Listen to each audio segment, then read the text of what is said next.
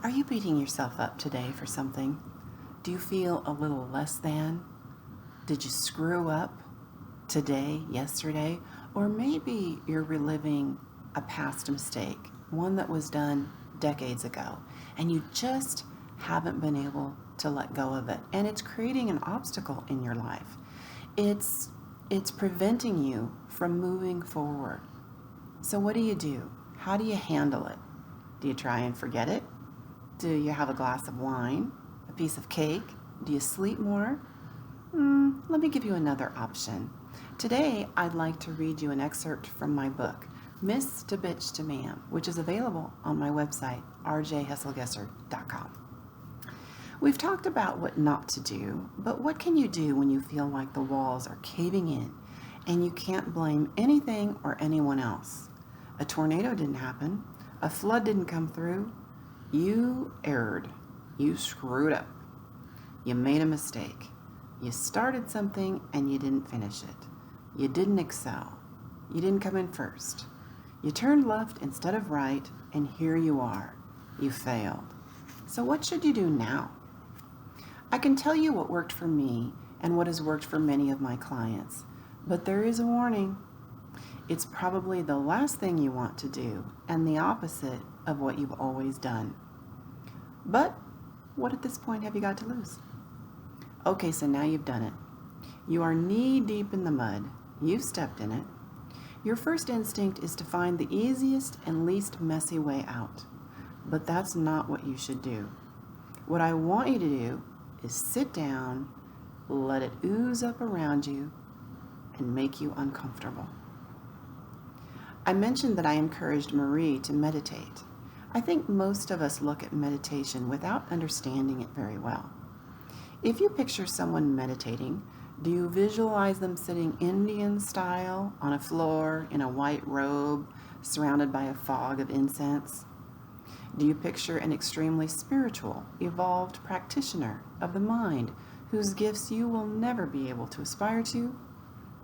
Meditation simply means to take charge of the mind. It doesn't have to be in combination with a particular religion. It doesn't require special clothing, education, or an app. The only thing being able to meditate requires is a buy-in. You must believe that there is a need for change, for something or anything to be better, for you to know or be able to execute your why. Something has to be different, and the only common denominator is you. Meditation will help you to believe that you are worthy of having a life that fulfills you. Your wants, needs, and dreams are attainable.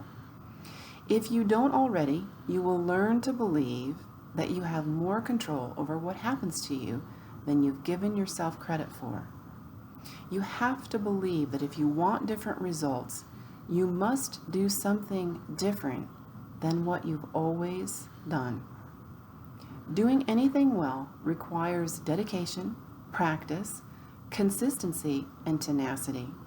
Taking charge of your mind and thus your circumstances is no different. By yourself, when you can have peace and quiet without distractions, close your eyes and allow yourself to think about what has happened. Let yourself feel whatever bubbles up. Don't ignore it and try not to be afraid of it. Don't tell yourself you should be feeling differently. You have the right to feel the way you feel, and that cannot be changed. You shouldn't even try to change it, but what you do about it can. After you have felt the emotions that have resulted from your feelings, then it is time to shift into a different gear to begin the process of letting it go. I'm not going to fluff it up. It is going to take some practice, and it's not always easy. But if you practice it, I promise you will train yourself to be effective at it, and it will make a transformative difference in what you do next. Do you remember when you first learned to drive an automobile? There were so many steps to think about, and it was scary. Now, first of all, you had some sort of authority figure sitting next to you, ready to pounce on whatever you might do wrong. Then, after you adjusted the seat, the wheel, the mirrors, and put on your seatbelt, then it was time to think about the mechanics of the automobile. Putting it in the proper gear, how much to depress the accelerator, how hard to brake, remembering to look in the side mirrors, the rearview mirror, and the windshield all at once while paying attention to every other vehicle, where you were going, lights, pedestrians, and sometimes even the weather. It was a lot. And if you ever learn to drive a manual transmission, add about another 10 steps learning how to work the clutch with the accelerator and brake without somehow killing the engine. But at some point it became easier. You practiced and you got better and better. Now, when you get into a vehicle, it is second nature. You no longer have to think about every little step to get you from here to there. You've probably even driven to destinations without even being totally aware of the journey. You just got there. It was as though you were an automatic pilot because you just knew what to do, when to do it, and how to do it. Such is the same Such is the same with learning how to talk to yourself when you are facing your own reflection, the one you aren't anxious to see. Most of us are way tougher on ourselves than other people are. We just don't like to admit it, and we sure aren't typically volunteering to be vulnerable for others to see it.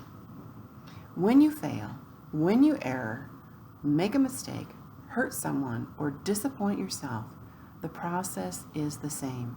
And eventually, like driving an automobile, it will be easier to go through the process of forgiving yourself, making decisions based upon what you want your future to look like instead of what was in your past. Your past does not have to follow you forward. My name is Robin Hesselgesser, authentically enriching and empowering lives.